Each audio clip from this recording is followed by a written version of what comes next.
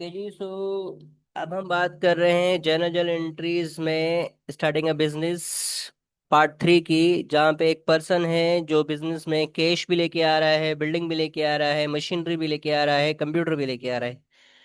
अगर आपको याद हो, हमने बात की थी कि जब भी हम कोई ट्रांजेक्शन की जर्नल एंट्री करते हैं तो उसमें कम से कम दो अकाउंट लाजमी अफेक्ट होंगे और दो से ज्यादा हो सकते हैं।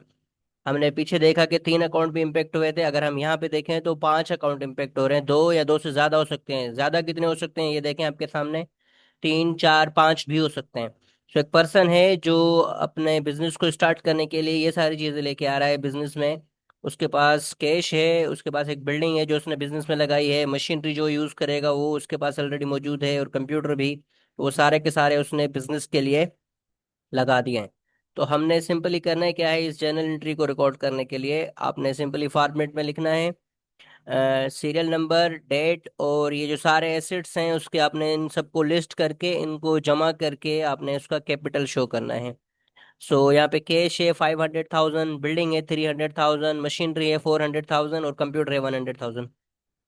तो इन सारों को जब हमने जमा किया यहाँ पे तो ये आ रहा है 1.3 मिलियन, 13 लाख रुपए इसके हो रहे हैं। और अगर आप देखें डेबिट वाले अमाउंट बराबर हैं क्रेडिट के।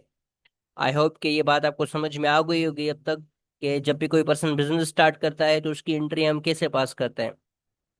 जो उसके एसेट्स होते हैं हम उनको डेबिट साइड पे रिकॉर्ड करते हैं, और जो उसका कैपिटल होता है, क्योंकि कैपिटल इंक्रीज हो रहा है तो हम उसको क्रेडिट साइड पे जाके रिकॉर्ड करते हैं। ये आपको क्लियर हो गया होगा।